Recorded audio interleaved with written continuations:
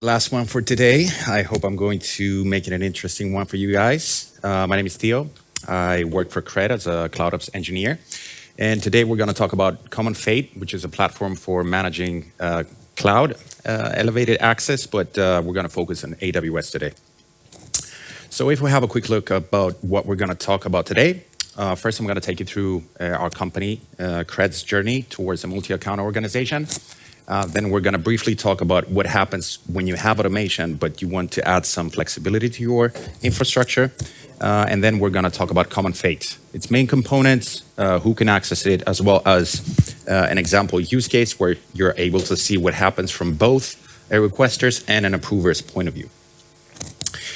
So I joined Qred in September 2021, and back then we had only one AWS account, and since then we have moved to a whole new AWS organization with, as of now, I think we have 15 accounts, and every account is created through AWS Control Tower, following best practices. On top of that, we have AWS SSO for accessing console and CLI, of course, and we're using Google Workspace as the identity provider. We're also using IDP SkimSync, which is an open source project for provisioning Google Workspace users inside AWS SSO. So that is automatically happening. And then we have AWS customizations for Control Tower, which is a ready-made solution provided by AWS. And what it does is it's deploying service control policies, as well as customer managed policies, which we're using it for across different organizational units or individual accounts in your AWS organization. Of course, the templates for the customer managed policies and the service control policies are stored in a GitHub repository, so we have them version controlled. And the same stands for the permission set assignments to the different accounts. We have a GitHub Actions pipeline that is triggering the customization for Control Tower 1. And of course, permissions are extended permanently upon request. So when an engineer wants to have elevated access, they submit a request, then we tweak the CloudFormation templates for the policies. We submit a pull request, and once the pull request is merged, then the changes are deployed. So as you can understand, now we have automation in place, but is this everything that we need? Because sometimes we might have use cases where we might need to allow engineers to do some action, but only for a limited period of time. So how do we do that? Enter Common Fate. Common Fate, as you can see in the definition, is a pseudo for your cloud. It orchestrates permissions in cloud providers and critical software as a service applications and allows temporary elevated access with a full audit trail.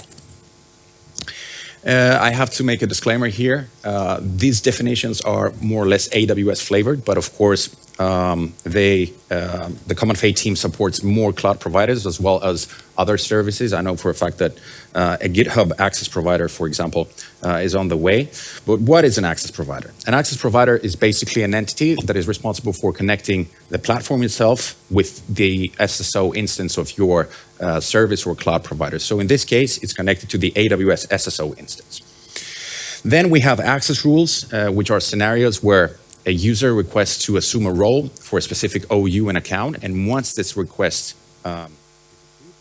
then an AWS permission set is assigned for this user, a specific OU or an individual account for a period of time that is defined through the request itself.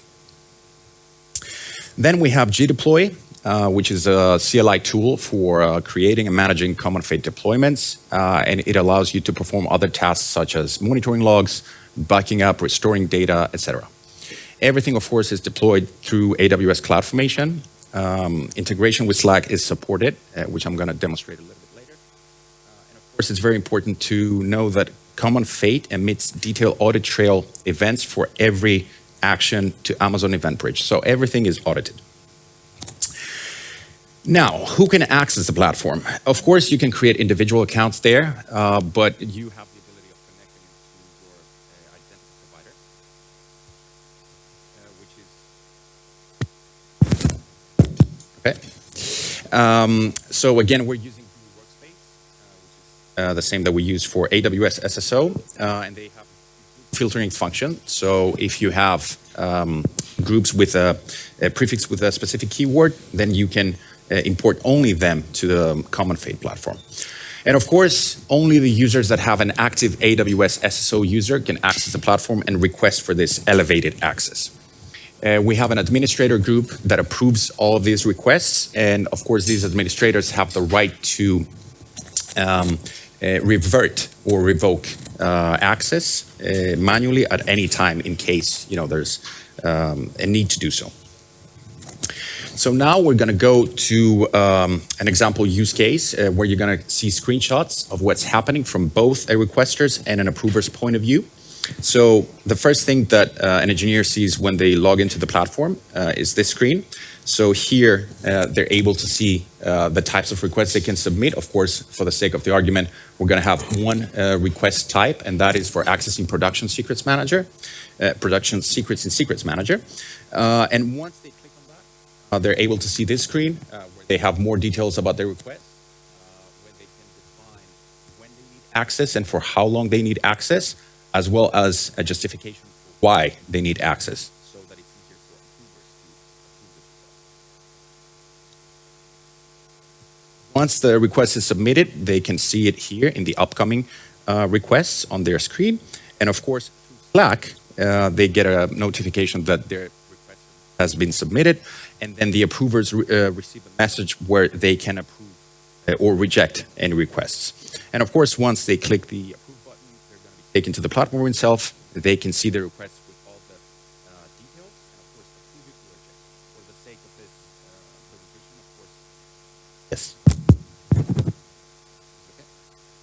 Yeah, we're going to approve it, and then of course they get a second confirmation that everything went fine, as well as for how long they have access, this elevated access, and then approvers also receive a notification for that. And once they access the platform again, they can see all the details for the request, as well as an audit log for everything. And then once they log into the SSO portal, a new permission set is going to appear under the account for which they requested approval for.